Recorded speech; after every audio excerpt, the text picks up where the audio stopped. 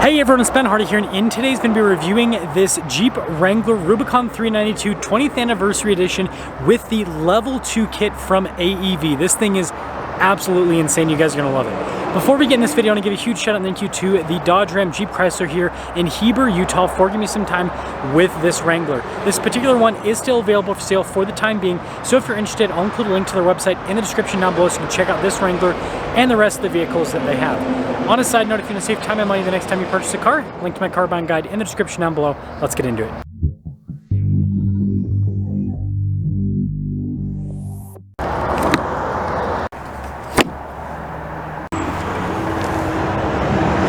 Powering this is a naturally aspirated 6.4 liter Hemi V8 that goes through an 8-speed automatic transmission.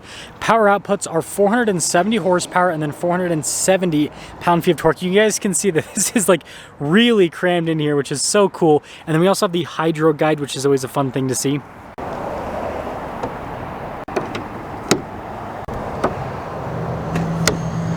Now, before we move forward with this review, I do want to mention, if you want to see more videos just like this, then I recommend you subscribe because I post content every single day. So we're going to mainly focus on the 20th anniversary stuff and the AEV stuff. So first off, you got the 20th decal here on the hood, which is really cool looking, and then 392 as well.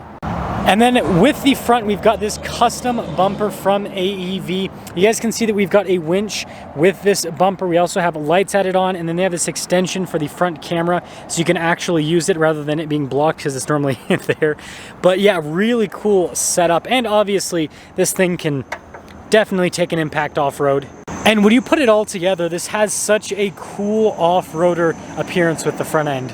Now around the side here, we've got 37s wrapped around 17-inch wheels in the front and over in the rear. And you can see the wheels that are special with this package as well. And what's really cool is this is shaped in a way to kind of protect that valve stem, which is another cool feature of the wheels. But yeah, really aggressive all-terrain tires.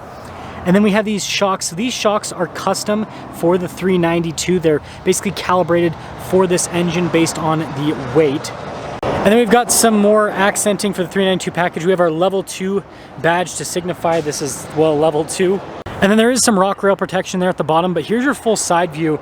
And this thing, again, with the 37s and everything, is just an absolute monstrosity in a good way.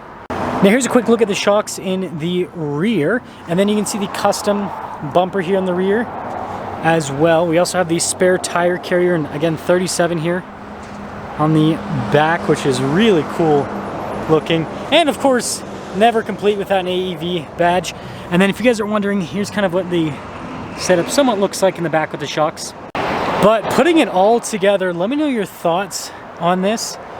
But I think they did a really good job with the looks, and obviously it's practical. We'll talk about that during the driving portion, but man, is it a looker. Now, since this is a 20th anniversary, we've got red accenting, so with the stitching, and then also with these leather seats. As you can see, we even have red seat belts as well, and then there's more red on the dash on top of that, which is really cool. And I guess we'll start her up. Gotta love that sound. There's even red here with the steering wheel as well, which is another cool part. So yeah, let me know if you guys like the red accenting or the bronze that normally comes with 392, but I think this red is pretty snazzy. And this does come with other loaded up Wrangler stuff, so like the top insulation here. We've got heated seats, dual zone climate. We also have here's what the forward camera looks like with that bumper. And of course got the reverse camera. But yeah, I got the camera system here. And then you can open and close the valves with the exhaust with the 392. Front and rear lockers because it's a Rubicon sway bar disconnect. You got a 2-speed transfer case. Again, all of the normal Wrangler stuff. So here is our sticker for this level 2 AEV Wrangler. You guys can see all of the standard equipment that comes with the level 2. And then we also have the upgraded suspension, then the little charge. But yeah, you've got the stock vehicle price plus all the equipment.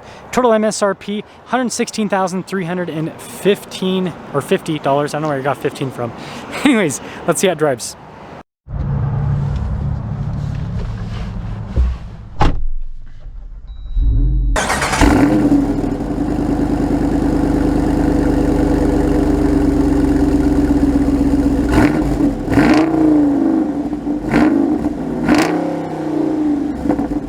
Well, let's talk about visibility before we set off. Here's visibility over the hood.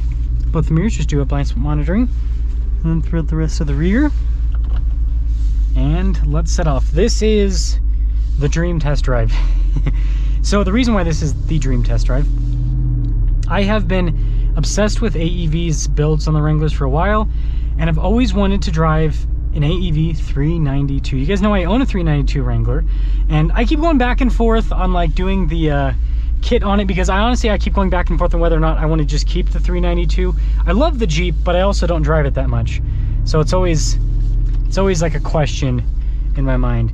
But now this is going to I guess help out with that process, because yeah, finally driving a fully built AEV 392. Such a cool vehicle. First off, I love the steering. It weights up way nicer than stock. So my Wrangler is kind of like all over the place, and this still has a bit of vagueness. It's a Wrangler at the end of the day. Come on, people.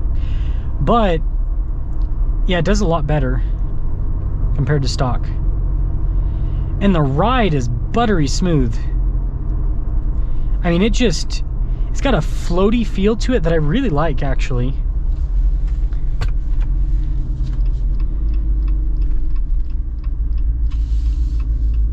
Now, aside from that, does it have power? Well, that's just partial, very partial.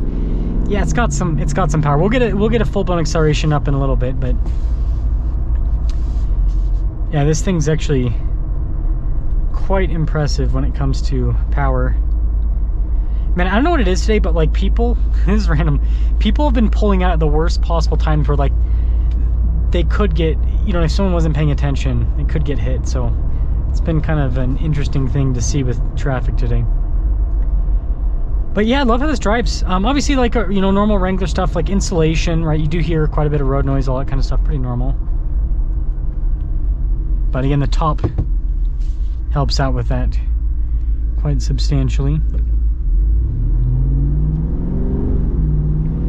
Gosh, you gotta love that V8 sound and power.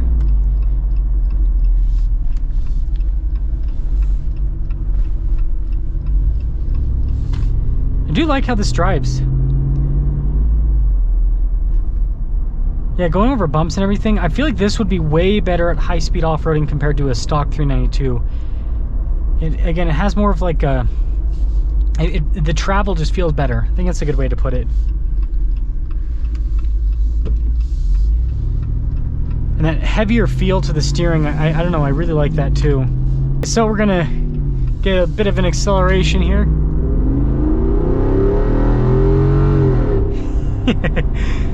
It has no problem moving those 37s whatsoever. Again, 470 horsepower, re-geared. Because again, this is built off of an Extreme Recon. So, yeah, no problemo is what we will say when it comes to acceleration. But I'm sure that's at the detriment to the fuel economy, but it's 392. Who cares? By the way, what have we been getting so far? Also, the tires. Okay, I'm just looking at the air pressure. 12 miles per gallon so far. Yeah, pretty typical. I mean, I get, in mine with the 35s, I've been getting, you know, my engine's broken and everything. I get like 15, 16 plus miles per gallon. Just depends on how much of a lead foot I have on any given day. Yeah, this is such a fun vehicle. So to fully cap things off, I think this thing looks amazing on the outside. I really like this 20th anniversary package. I do miss the bronze though. I mean, I do like the bronze in mine quite a bit inside. But yeah, I mean, this drives really well. And I think this is like the Wrangler to get in my opinion, because it doesn't have the stupid infotainment system from the 24. I hate the new infotainment system.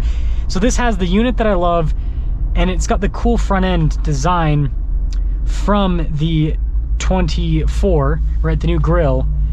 So yeah, I just think it's got the best of both worlds. It's got the cool looks, it's got the capability, and yeah, so let me know what you guys think, but I think this is the Wrangler to get.